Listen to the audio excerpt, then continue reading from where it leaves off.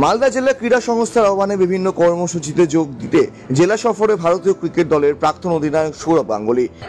বৃহস্পতিবার সকাল 10:30 নাগাদ বন্দে ভারতে চেপে কলকাতা থেকে মালদায় পৌঁছান প্রাক্তন অধিনায়ক।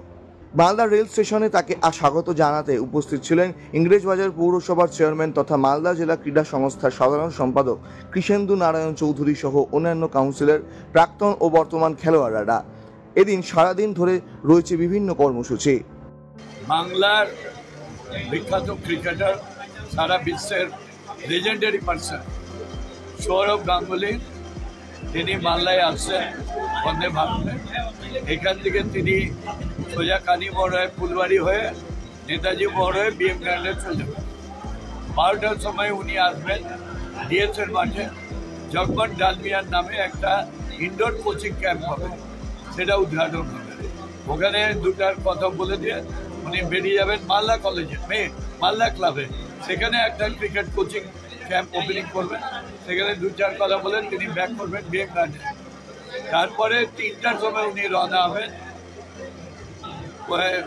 সোজা চলে আসবেন এসপি রোড হয়ে, এসে একদম পশ্চিমবঙ্গ মোড়, পশ্চিমবঙ্গ মোড় থেকে রাধাকৃষ্ণ সরণি, রাজমহল রোড, রাজমহল রোডে মালদা কলেজ। মালদা কলেজে অনুষ্ঠান করবেন।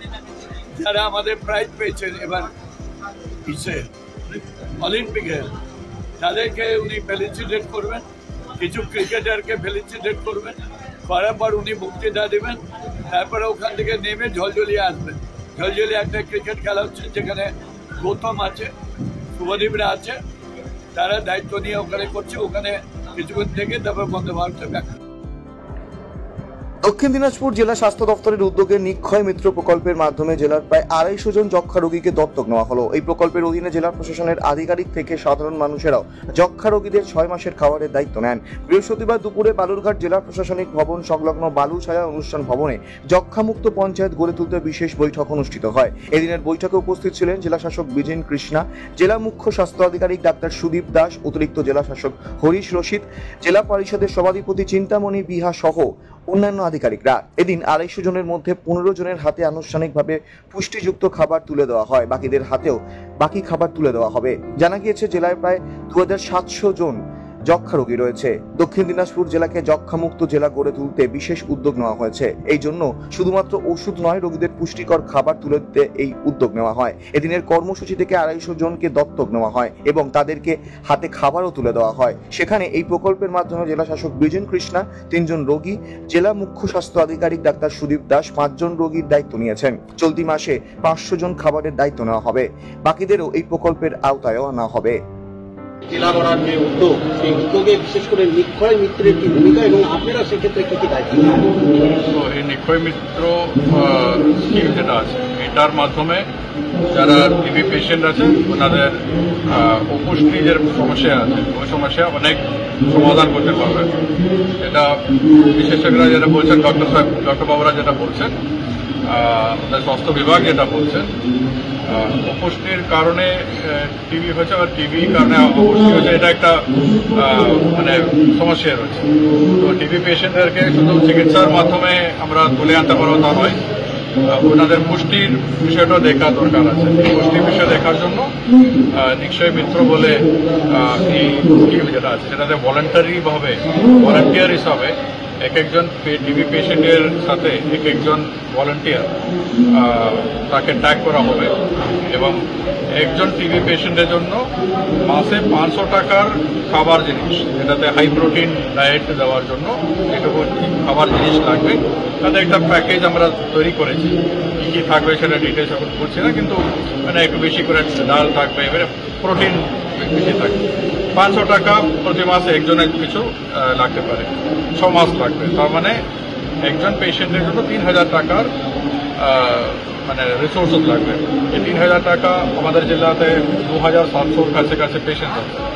তো এখন উদ্দেশ্য হচ্ছে বিভিন্ন আমাদের সিভিল সোসাইটির লোক, বিভিন্ন সমাজের বিভিন্ন স্তরের লোক যারা আছে, যারা পারবে ভলান্টারিলি যারা এগিয়ে আসবে, তাদেরকে আমরা আহ্বান জানিয়েছি এগিয়ে আসুন, একজন টিবি পেশেন্টকে আপনারা অ্যাডপ্ট করুন। তাহলে আগামী 6 মাসে ওনাদের পুষ্টি প্রদান করার জন্য এই কাজের মধ্যে যুক্ত হবে। এর মধ্যে প্রায় 300 পেরিয়ে গেছে। ঠিক আছে, এটা আমরা 500 ক্রস হয়ে যাবে আশা করছি এই দুদিনের মধ্যে। এটা আমরা আগামী 1 মাসের মধ্যে আমরা টার্গেট করছি প্রত্যেকজন টিবি পেশেন্টের পিছনে আমরা ভলান্টিয়ার করবো। এখানে তো সিএমআই সাহেব আছেন, উনি নিজে পার্সোনালি, এটা কোনো অফিসার বলছে না, পার্সোনালি আমি কয়েকজন পেশেন্টকে আমি সাপোর্ট করবো। সিএমআই সাহেব করছেন, অনেক ডক্টর বাবুরা করছেন, অনেক নার্সিং হোম করছেন, আমাদের WBCS অফিসাররা প্রত্যেকজন করছেন। এবং এটা আমরা চাইছি একটা মুভমেন্ট হিসাবে জেলার বিভিন্ন স্তরের মানুষের কাছে আমরা এই আহ্বানটা জানাবো। আমরা খুব কনফিডেন্ট আছি লোক এগিয়ে আসবে, আর টিবি পেশেন্টদের পিছনে আমরা একটা সাপোর্ট হিসাবে পাশে দাঁড়াতে পারবো। এই পুরো প্রক্রিয়াতে আমাদের জেলাকে পশ্চিমবঙ্গের প্রথম টিবি মুক্ত জেলা হিসাবে ঘোষিত করার জন্য যা যা লাগবে সেটা কাজের মধ্যে আমরা এগিয়ে যাচ্ছি। এই যে আজকে যে নিক্ষয় মিত্র যে বিষয়টি, এটা জেলা পরিষদ কি দায়িত্ব পালন করতে চলেছে, জেলার মানুষের কাছে কি বার্তা?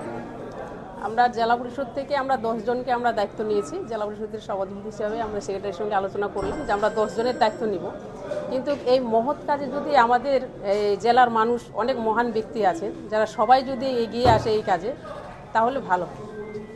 টিবি রোগটা আসলে কি, এই রোগের সচেতনতা কি নিয়েছে?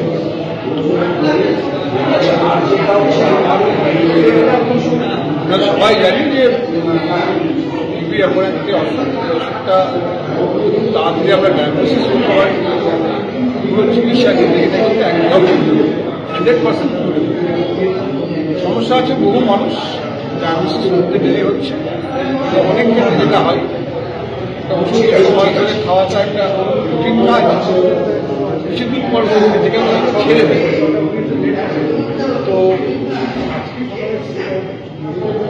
আমার একটাই আবেদন জানাবো সবার কাছে, আমার প্রত্যেকটা স্বাস্থ্যকর্মীর কাছে আমরা একটা ফ্ল্যাশ কার্ড দিয়েছি, তার মধ্যে লেখা আছে যে কি উপসর্গ থেকে TNS বলি আমরা। TNS এর 10টা উপসর্গ উপসর্গ যেমন হচ্ছে, যেমন জ্বর হওয়া, কাশি হওয়া, ওজন কমে যাওয়া, তাতে ঘাম হওয়া, অত্যধিক ঘাম হওয়া, এরকম বিভিন্ন রকম যারা প্রেশার রোগী আছে, সুগারের আছে, বয়স বেশি আছে,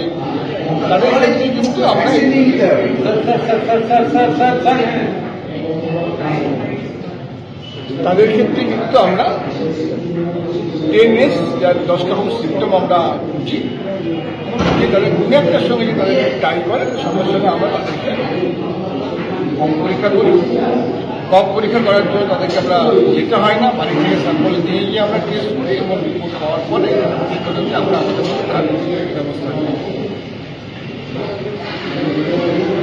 বিভক্ত পঞ্চায়েত, যেটা হলো অনারেবল CM ম্যাডামের একটা UI প্রজেক্ট, আমরাও চেষ্টা করছি পশ্চিমবঙ্গের মধ্যে আমরা যাতে বিভক্ত জেলা কেয়ার করতে পারি, তার জন্য যা যা করণীয় সেটাও তাই করছি। যা যা করণীয় সবাই আমরা করার চেষ্টা করছি।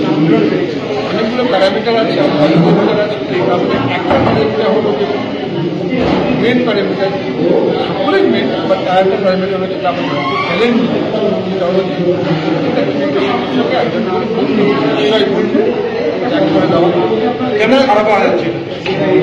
ভালো সারা পাচ্ছি আমরা মাত্র 5-7 দিন আমরা কাজ করেছি। 5-7 দিনের মধ্যে আমরা 250 ক্রস করলাম, প্রায় 300 ক্রস করে গেলাম। সব মিলিয়ে আমাদের এই বছর মোটামুটি প্রায় 500 মতো আমাদের হয়ে গেল, আর 2022 মতো আছে। আমরা আশাবাদী, স্যার যেরকম উদ্যোগ দিয়েছি, আমরা যেরকমভাবে উদ্যোগটা নিয়েছি, আমরা আশাবাদী আমাদের কাছে কঠিন কোনো কাজ হবে না।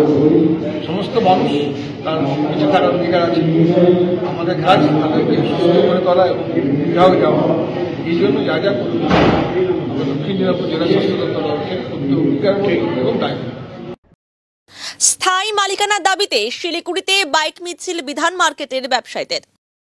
বৃহস্পতিবার শিলিগুড়ি বিধান মার্কেট ব্যবসায়ী সমিতির উদ্যোগে একটি সুবিশাল বাইক মিছিল বের হয়। মিছিলটি বিধান মার্কেট থেকে শুরু হয়ে SCDA দপ্তরের দিকে এগিয়ে যায়। ব্যবসায়ীরা জানান, বহু বছর ধরে তারা বিধান মার্কেটে ব্যবসা চালিয়ে এলেও আজও কোনো স্থায়ী মালিকানা পাননি। এতে তাদের ভবিষ্যৎ অনিশ্চিত হয়ে পড়েছে। তাই তাদের এই মিছিল। দাবি পূরণ না হলে আগামীতে বৃহত্তর আন্দোলনে সামিল হবেন ব্যবসায়ীরা। আমাদের একটাই দাবি, মালিকানা। আমরা দীর্ঘ ৬২ বছর ধরে বঞ্চিত হয়ে আছি। এর আগের সরকারও আমাদেরকে বঞ্চিত করে গেছে, এই সরকারও আমাদেরকে বঞ্চিত করে যাচ্ছে। আমরা প্রচুর আন্দোলন করেছি। আমরা বিধান মার্কেট থেকে মুখ্যমন্ত্রীকে ১২ থেকে ১৪টা চিঠি দিয়েছি, তার কোনো সঠিক উত্তর আমরা আজ অবধি পাইনি। আমাদের সঙ্গে সরকার পক্ষ বসেইনি, সবাই আশ্বাস দিয়ে যাচ্ছে, কিন্তু আমাদের বিধান মার্কেটের দাবি আমাদের মুখ্যমন্ত্রী, মাননীয় মুখ্যমন্ত্রী আমাদের এইটা নিয়ে হস্তক্ষেপ করুন। না, আমরা কোনো চিঠির উত্তরও পাইনি মুখ্যমন্ত্রীর কাছ থেকে, আমরা এসডিডিএর থেকেও কোনো উত্তর পাইনি। আমরা যাকে যাকে চিঠি দিয়েছি কেউই আমাদেরকে উত্তর দেয়নি। আবার এসডিডিএতে আমরা ডেপুটেশন দিচ্ছি আজকে, একই দাবি আমাদের মালিকানা দেয়। আমরা মোটামুটি ৫০০ উপরে আছে। কোনো দোকানেরই মালিকানা হয়নি। আমাদের মার্কেটের উপরে যে জুলুম হচ্ছে, এসডিডিএ যা করছে, এটা বলতে গেলে অ্যাকচুয়ালি এটা তালিবান সরকার চালাচ্ছেন। এসডিডিএ যাকে খুশি যেরকমভাবে লাইসেন্স দিচ্ছে, কাউকে ১১ মাস, কাউকে ৫ বছর, কাউকে ৮ বছর, কাউকে ৯ বছর, কাউকে ৯৯ বছরের লিজ। এটা তো চলতে পারে না। দেখুন, যতদিন আমরা আমাদের মালিকানা বুঝে না পাচ্ছি ততদিন আমরা এই আন্দোলন করব। যতদিন আমরা না পাব ততদিন আমরা এই আন্দোলন করব। তৃণমূল পরিচালিত দক্ষিণ দিনাজপুর জেলা পরিষদের মেন্টর এবং কো মেন্টর পদে নিয়োগ নিয়ে বিতর্ক তৃণমূলের অন্দরে। জেলা পরিষদের মেন্টর পদে শঙ্কর সরকার এবং কো মেন্টর পদে শিপ্রা নিয়োগী পালের নাম সম্মিলিত চিঠি রাজ্য পঞ্চায়েত দপ্তর থেকে দক্ষিণ দিনাজপুর জেলা শাসকের কাছে আসতেই তৃণমূলের অন্দরেই বিক্ষোভ দেখা দিয়েছে। তৃণমূলের প্রাক্তন জেলা সভাপতি মৃণাল সরকার সোশ্যাল মিডিয়ায় পোস্ট করে জানায়, যারা একসময় বিজেপিতে গিয়েছিল তাদেরকেই দল পদ দিচ্ছে। এই নিয়ে বিতর্ক জেলা তৃণমূলের অন্দরে। সোশ্যাল মিডিয়ায় পোস্টের পাশাপাশি এদিন মৃণাল সরকার সাংবাদিকদের বলেন, মেন্টর কমেন্টার পদ দল ঠিক করছে, কিন্তু যারা দল ছেড়ে বিজেপিতে গিয়ে তৃণমূলের অপপ্রচার করে আবার দলে ফিরে এসেছে, তারা পদ পাওয়ায় তৃণমূলের সাধারণ কর্মীদের মনে ক্ষোভ দেখা দিয়েছে। এই বিষয়টিও দলের দেখা উচিত। দক্ষিণ দিনাজপুর জেলা তৃণমূল সভাপতি সুভাষ ভাওয়াল জানান, জেলার প্রাক্তন সভাপতি সোশ্যাল মিডিয়ায় এই ধরনের পোস্ট দুঃখজনক। জেলা পরিষদের মেন্টর কমেন্টার পদ রাজ্য থেকে ঠিক করা হয়েছে। তার বিরুদ্ধে সোশ্যাল মিডিয়ায় পোস্ট করা মানে রাজ্যের নেতৃত্বের বিরুদ্ধে চ্যালেঞ্জ জানানো। তার অভিযোগ থাকলে তিনি সোশ্যাল মিডিয়ায় পোস্ট না করে রাজ্য নেতৃত্বকে চিঠি লিখে জানাতে পারতেন। তৃণমূলের অন্দরের এই কোন্দলকে কটাক্ষ করেছেন বিজেপি জেলা সভাপতি স্বরূপ চৌধুরী। তিনি জানান, তৃণমূলের গোষ্ঠীদ্বন্দ্ব নিয়ে আমাদের কিছু বলার নেই, তবে তারা মানুষের আস্থা রাখতে পারেনি। তৃণমূলের দুর্নীতি নিয়ে যেভাবে ভাগাভাগির লড়াই রাস্তায় নিয়ে এসেছে, তাতে মানুষের প্রত্যাশা পূরণে ব্যর্থ। এরা রাজ্য মানুষের স্বার্থে নয়, নিজেদের সুবিধার্থে রাজনীতি করে। তো পেলেন দলের প্রশাসনিকভাবে কি বলবেন, কিভাবে কাজ করবেন জেলা পরিষদকে এগিয়ে নিয়ে যাওয়ার জন্য? বিষয়টা হচ্ছে যে আমি প্রথমেই ধন্যবাদ জ্ঞাপন করব আমাদের মামাটি মানুষের সরকারের মুখ্যমন্ত্রী এবং সর্বভারতীয় সভানেত্রী মমতা ব্যানার্জিকে, এবং তারপরেই আমি কৃতজ্ঞতা জানাবো আমাদের দক্ষিণ দিনাজপুর জেলা তৃণমূল কংগ্রেসের রাজনৈতিক অভিভাবক এবং ক্রেতা সুরক্ষা দপ্তরের মন্ত্রী সম্মানীয় বিক্রম মিত্র মহাশয়কে, যে তাদের সম্মিলিত প্রচেষ্টায় বা তার চেষ্টায় আজকে আমি দক্ষিণ দিনাজপুরের যে জেলা পরিষদের মেন্টর হিসেবে নিযুক্ত হয়েছি। তো বিষয়টা হলো, এটা যেমন আনন্দিত হচ্ছি, তেমন আরও একটা চাপও মাথার উপরে থাকছে যে দল আমাকে বিশ্বাস করে এত বড় একটা জায়গায় আমাকে অধিষ্ঠিত করলো আর কি। তো তাদের মর্যাদাটুকু আমাকে রাখতে হবে, এই জন্যই আমি কিছুটা একটু চিন্তিত আছি আর কি। তো আশা করছি যে মানে বিগত দিনের যে অভিজ্ঞতা, একটা সময় পঞ্চায়েতে থেকেছি, প্রধান ছিলাম, পঞ্চায়েত সমিতি থেকেছি, জেলা পরিষদে থেকেছি, এবার সবার সহযোগিতা নিয়ে দক্ষিণ দিনাজপুর জেলার উন্নয়নের যে কাজ, সেই উন্নয়নের কাজটাকে ত্বরান্বিত করাবো এবং এগিয়ে নিয়ে যেতে পারবো। ঠিক আছে। স্বরূপ বেছে নেওয়া হচ্ছে জানিয়ে সোশ্যাল মিডিয়ায় স্বরূপ তৃণমূলেরই একাংশ। না না না না না, আপনি ভালো করে দেখবেন, আমাদের মেন্টর কোমেন্টর আমার কাছে আজকে চিঠিটা এলো, যাই হোক হয়তো কালকে জেলা পরিষদে এসছে, কিন্তু তার একদিন আগেই আপনার হাওড়াতে জেলা পরিষদ মেন্টর হয়েছেন রাজীব বন্দ্যোপাধ্যায়, তারপরে বীরভূমে সম্ভবত কি একজন হাসদা হয়েছে, এবং দফায় দফায় প্রত্যেকটা জেলা পরিষদেই দল মেন্টর এবং কোমেন্টর ঘোষণা করছে, এবং এটা দলের অনেক গবেষণার ফসল আর কি বলতে পারে। এবার ঘটনাচক্র হয়তো উনি একবার বিজেপিতে গেছিল, তো এইটা তো বিবেচ্য বিষয় রাজ্য কমিটির না। এখন ঋতব্রতকে কেন রাজ্যসভায় পাঠালো, রাজীব বন্দ্যোপাধ্যায়কে কেন হাওড়াতে মেন্টর করলো, এই প্রশ্ন আমি করতে পারি দলের একজন অনুগত সৈনিক হিসাবে, এবং এটা তো আমার অধিকারের মধ্যে পড়ে না। যেমন গৌতম দাস কংগ্রেস থেকে আমাদের এখানে আসলো, ওনাকে দল উপযুক্ত মনে করলো, পদ দিল, এটা তো তার অতীত চিন্তা ভাবনা নিশ্চয়ই দল করেছে। তো সত্যি কথা বলতে কি আদার ব্যাপারই হয় জাহাজের খবর নেওয়াটা ঠিক না। আমাকে আমার জেলার মধ্যেই সীমাবদ্ধ থাকা উচিত। যদি আমার কাছে নাম চেয়ে পাঠাতো তাহলে আলাদা প্রশ্ন ছিল। ওনারা বিবেচনা করেই পাঠিয়েছে এবং ওনাদের নির্দেশ আমরা অক্ষরে অক্ষরে পালন করতে বাধ্য। প্রাক্তন জেলা সভাপতি মৃণাল সরকার পোস্ট করেছেন, যে বিষয়টা কি বলবেন আপনার? এটা অত্যন্ত দুঃখের। এই পোস্টগুলো আমাদের রাজ্য কমিটির পক্ষ থেকে আমাদের কাছে পাঠানো হয়।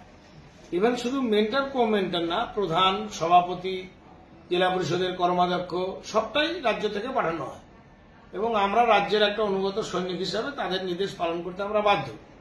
এবং অত্যন্ত দুঃখের বিষয়, মৃণাল একজন প্রাক্তন জেলা সভাপতি হওয়ার পরেও এই বিষয়টা উনি কেন বললো আমি জানি না। এটা তো সরাসরি রাজ্য নেতৃত্বকেই চ্যালেঞ্জ করে, কেননা এই চিঠিটা কিন্তু আমি করিনি বা আমাদের মতো কেউ করেনি। রাজ্য থেকে এই জেলার বিভিন্ন রাজনৈতিক ব্যক্তিত্বের নাম, ঠিকানা বা তাদের পদমর্যাদা বা তাদের পূর্ব পরিচয় বা তাদের কর্মদক্ষতাকে চিন্তা ভাবনা করে রাজ্য বিভিন্ন জেলাতে মেন্টর এবং কো মেন্টর পাঠিয়েছে। এবার আমার যদি কোনো অভিমান থাকে তাহলে আমি বড়জোর রাজ্য কমিটিকে একটা চিঠি লিখে জানতে চাইতে পারি, কিন্তু এভাবে সংবাদ মাধ্যমে বা সোশ্যাল মিডিয়াতে বিবৃতি দেওয়া মানে দলেরই ক্ষতি করে। এটা আমরা কখনো বলতে পারি না। আমার মনে হয় না এটা ঠিক কাজ হয়েছে। এবার রাজ্য নেতৃত্ব বুঝবে তাদের নির্দেশকে চ্যালেঞ্জ করা মানে ব্যাপারটা কি। ফেসবুকে একটা পোস্ট দেখি আপনার, যেখানে বলা হয়েছে যারা বিজেপি গিয়েছে তারা এখন মিন্টর আর কো-মেন্টর, কি বিষয়টা?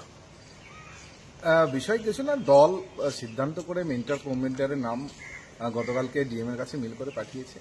আমরা সাধারণ কর্মী হিসাবে একটা পারসেপশন গোটা জেলাতে তৈরি হচ্ছে বেশ কিছু বছর ধরে, যে যারা একটা সময় তৃণমূল কংগ্রেস ছেড়ে বিজেপিতে চলে গেল, যারা দলের সর্বোচ্চ নেত্রীর নামে উৎসব প্রচার করলো, আজকে সেই সমস্ত লোক বিভিন্ন জায়গায় বিভিন্ন পদে আসীন হচ্ছে। এটা কর্মীদের মনে একটা পারসেপশন তৈরি হচ্ছে যে যারা দলকে বিপদে ফেলে যারা অন্য দলে চলে যায়, আবার দলে ফিরে তারাই আবার যদি সামনের সারিতে আছে, দলের সাধারণ যারা কর্মী যারা দলকে আগলে রেখেছে, দলের জন্য সারা বছর যারা লড়াই সংগ্রাম করে, দুর্দিনে দলকে যারা বাঁচিয়ে রেখেছে, তাদের মনে তো একটা সংশয় হবে। সেই আবেগ থেকেই আমি এখন সাধারণ কর্মী হিসেবে একটা পোস্ট করেছি যে আজকে জেলার মন্ত্রী বলুন, সভাধিপতি বলুন, আপনার আরটিও বোর্ডের মেম্বার কদিন আগে ঘোষণা হয়েছে এবং মেন্টর কো-মেন্টর কিছু কর্মাধ্যক্ষ যারা সিলেকশন হয়েছে। হ্যাঁ, এই বিষয়গুলো মনে হচ্ছে যে যারা বিজেপি কেন্দ্রিক, যারা একটা সময় দলকে বেগতিক অবস্থায় ফেলে রেখে যারা অন্য দলে যোগদান করেছিল, তারা আবার সামনের সারিতে আসে। এটা একদম খুবই বাজে পারসেপশন হচ্ছে। দলকে আমরা জানিয়েছি, বারবার করে জানিয়েছি এবং আগামীতেও জানাবো যে যেখানে অভিষেক বন্দ্যোপাধ্যায় বারবার বলেছেন, নবজোয়ারে বলেছেন এবং বিভিন্ন মিটিং সভাতে বলেছেন যে যারা বিজেপিতে চলে গেছিল তারা কখনোই দলের সামনের সারিতে আসতে পারবে না, কিন্তু মনে হচ্ছে এই সময়টায় সেই কমিটমেন্টটা একটু চেঞ্জ হচ্ছে। কি মনে হচ্ছে দলের কোনো এফেক্ট হবে সামনে? যে দেখুন, এটা তো সর্বত্রই একটা গুঞ্জন তৈরি হচ্ছে জেলা জুড়ে, সামনে বিধানসভা নির্বাচন। আমার মনে হয় এটা খুব চিন্তা ভাবনা করা প্রয়োজন ছিল দলেরও। দেখুন, তৃণমূলের একটা গোষ্ঠীদ্বন্দ্ব, এটা নিয়ে আমাদের বিশেষ কিছু বলার নেই, কিন্তু মানুষের আস্থা তারা ধরে রাখতে পারেনি। তারা যেভাবে দুর্নীতিতে যুক্ত হয়েছে, যেভাবে ভাগাভাগি নিয়ে তাদের লড়াই রাস্তায় এসে নেমেছে, তাতে একটা সরকারি দল আর এটা জনগণের চাহিদা পূরণে এনারা ব্যর্থ। এরা নিজেদের ভাগ, নিজেদের সুবিধা অর্জনের জন্য এরা রাজনীতিটা করে। রাজ্যের স্বার্থে এরা কখনোই রাজনীতি করেনি। আগামী দিনে তৃণমূল মুক্ত বাংলা গঠিত হবে, দক্ষিণ দিনাজপুর তৃণমূল মুক্ত হবে এবং এই বাংলায় বিজেপি আসলেই তবেই সোনার বাংলায় রূপান্তরিত হবে। সারা রাজ্যের সাথে সাথে দক্ষিণ দিনাজপুর জেলার বুনিয়াদপুরে অবস্থিত গঙ্গারামপুর মহকুমা আদালতে একদিনের কর্মবিরতি পালন করল সমস্ত আইনজীবীরা। মূলত গত 22শে এপ্রিল জম্মু কাশ্মীরের পেহেলগাঁওয়ে জঙ্গিদের হানায় মৃত্যু হয় প্রায় 28 জন পর্যটকের। তাদের স্মৃতির প্রতি শ্রদ্ধা জানিয়ে মহামান্য সুপ্রিম কোর্ট এবং হাইকোর্ট নির্দেশ দেয় সমস্ত আদালতে নিরাপত্তা পালন করা হয় যাতে।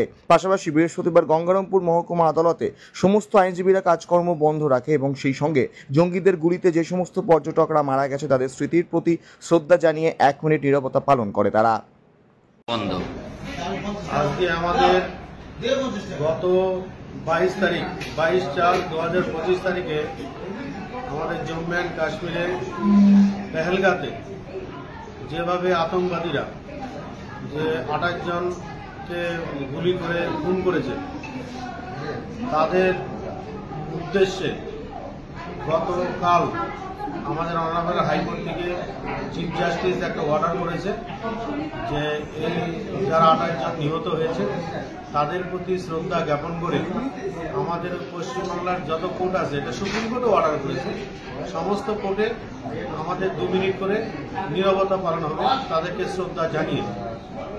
এবং তার সাথে আমাদের বার অ্যাসোসিয়েশনের সমস্ত আইনজীবীরা আমরা মিটিংয়ে সিদ্ধান্ত নিয়েছি, যেহেতু এই ঘটনাটা খুবই নিন্দনীয়, এরকম ঘটনা আমাদের ভারতবর্ষের মুখে না হওয়াটাই বাঞ্ছনীয়।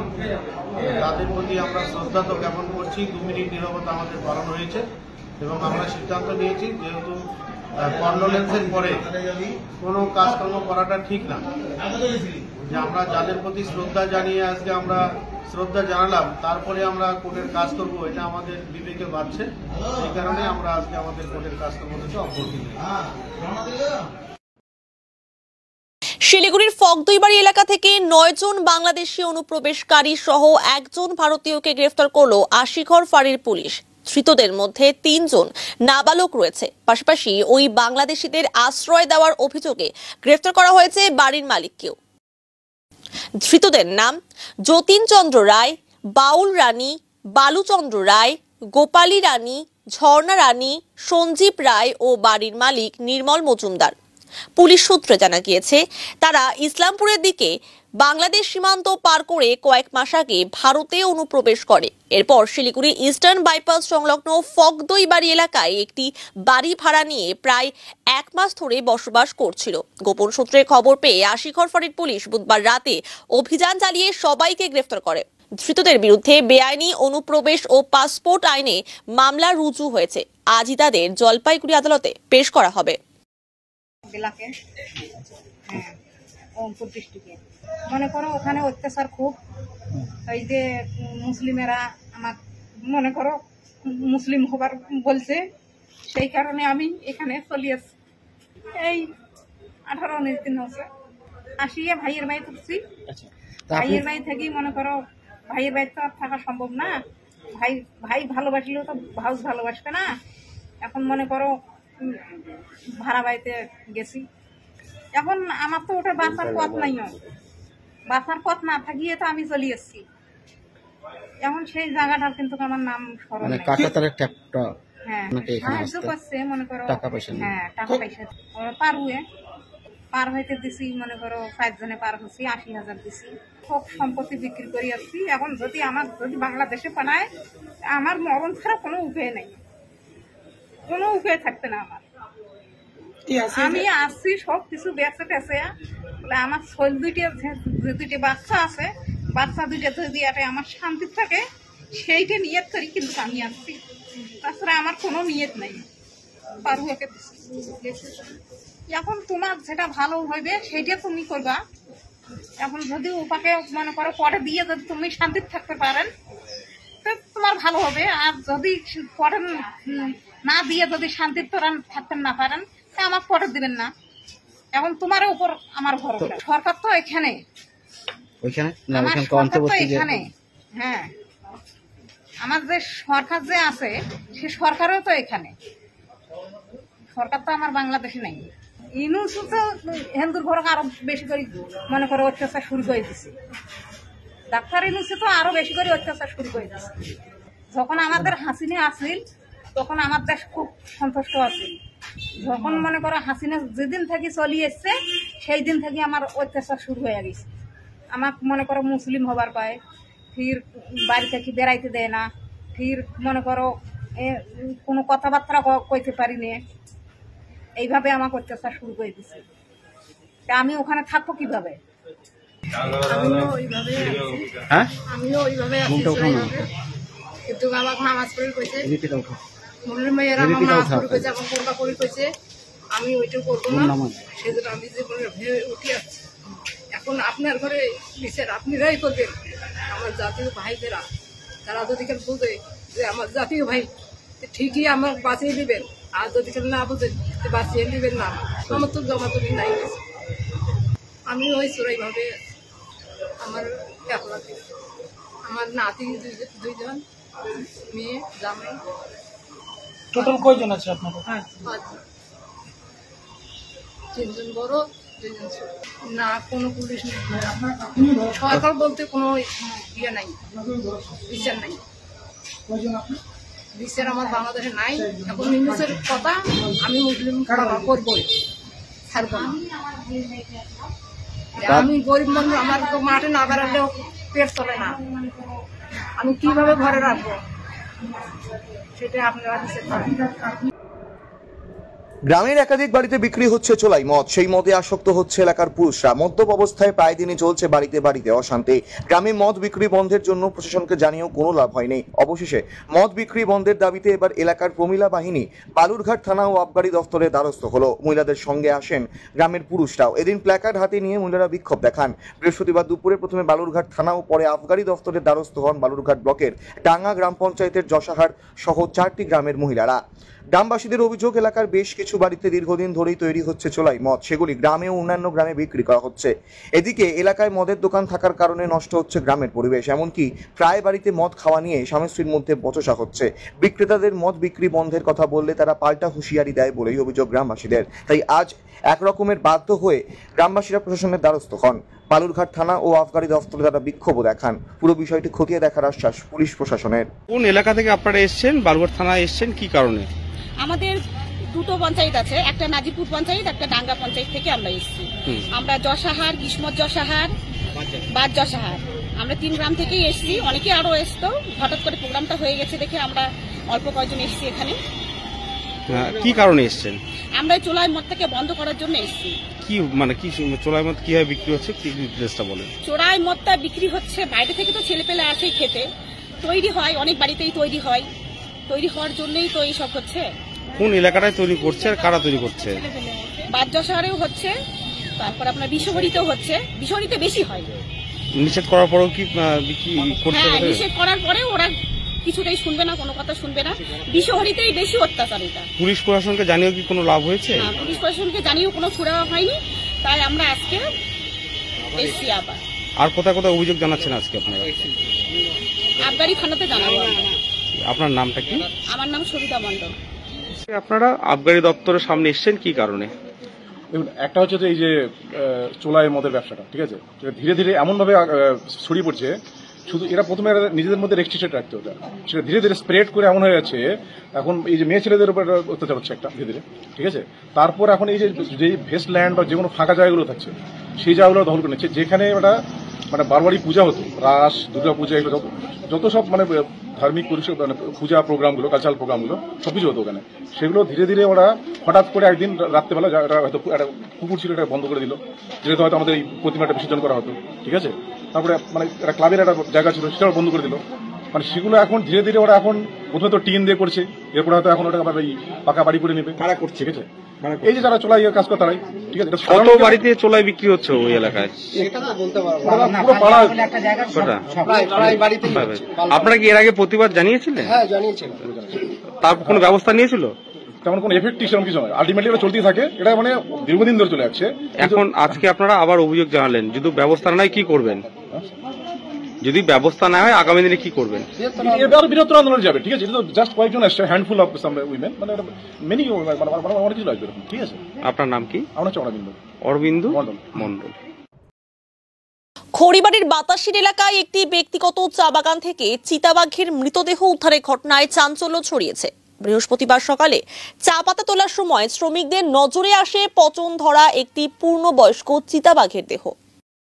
প্রত্যক্ষদর্শী শ্রমিকদের বক্তব্য, প্রায় 10-12 জন শ্রমিক কাজ শুরু করার কিছুক্ষণের মধ্যেই একটি চিতাবাঘের দেহ দেখতে পান।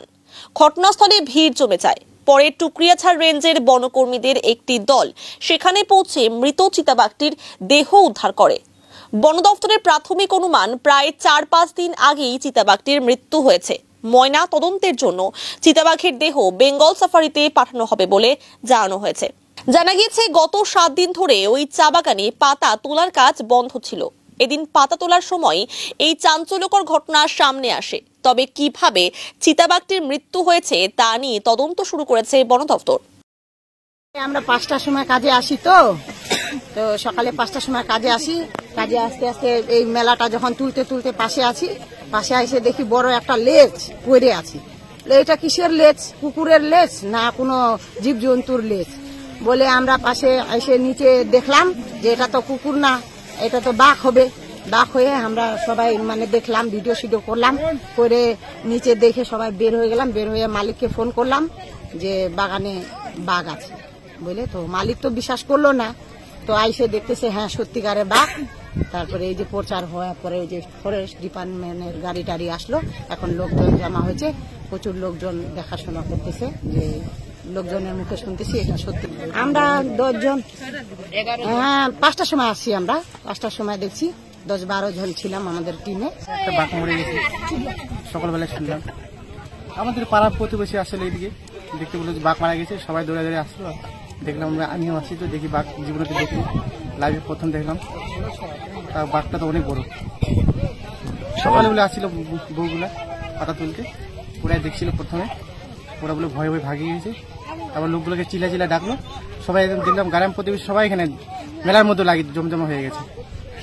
এটা বেশি দিন হবে না মনে হয়, 1 সপ্তাহ এরকমই হবে। এক সপ্তাহ হবে, বেশি হবে না, নাহলে তো মাংসটা খসে যাবে। মাংসটা দেখেন পুরো তাজাই আছে, কিন্তু একটু গন্ধ হয়ে গেছে, শুধু চুলগুলো খসে গেছে। সরকারি শিডিউল মেনে সঠিকভাবে রাস্তার কাজ না করার দাবিতে রাস্তার কাজ আটকে দিয়ে সরব হলো এলাকার মানুষেরা। ঘটনাটি ঘটেছে উত্তর দিনাজপুর জেলার কালিয়াগঞ্জ ব্লকের ধনকৈল অঞ্চলের হেমবাজার থেকে চাপড় পর্যন্ত আনুমানিক 3 কিলোমিটার রাস্তার কাজ শুরু হয়েছে। গ্রামবাসীদের অভিযোগ, যেভাবে রাস্তার কাজ হচ্ছে তা একেবারে নিম্নমানের, কিছুদিনের মধ্যে রাস্তা ভেঙে যাবে। তাদের দাবি সরকারি নিয়ম মেনে যাতে রাস্তার কাজ হোক। রাস্তার কাজ সঠিকভাবে না হলে এলাকার মানুষের স্বার্থে আন্দোলনে যেতে বাধ্য হবে। আমার নাম নিশিত রায়। কারণ আজকে গ্রামবাসীরা একত্রে সরব হলেন?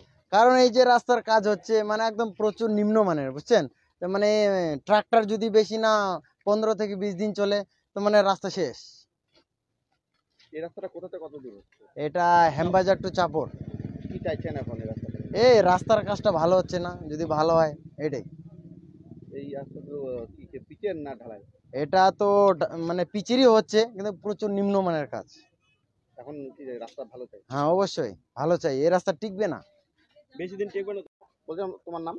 আমার নাম নূর আলম। কি কারণ আজকে আপনারা এই এলাকাবাসীর লোকজন সরব হলো?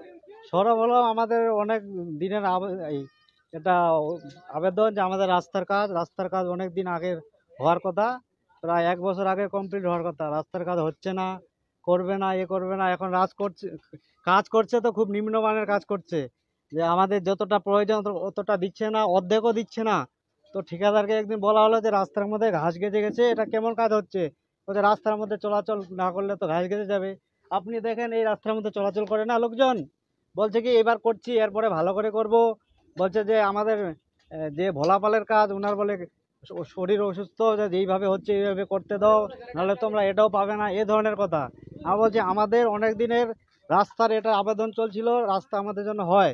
রাস্তা অনেক বিক্ষোভ করার পর আমরা রাস্তা পেয়েছি, কিন্তু রাস্তার কাজ খুব নিম্নমানের হচ্ছে। এই ধরনের কাজ করলে তো আমাদের রাস্তা 2-1 বছরেই নষ্ট হয়ে যাবে। এই রাস্তাটা কোথা থেকে কোথায় পর্যন্ত? এই আমাদের চাপড় থেকে হেমবাজার পর্যন্ত প্রায় 3 কিলোমিটার রাস্তা, তার মধ্যে কিছুটা ঢালাই আছে।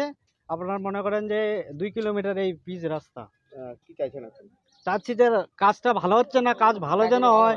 এইভাবে নিম্নমানের কাজ আমাদের করার কোনো প্রয়োজন নেই তো।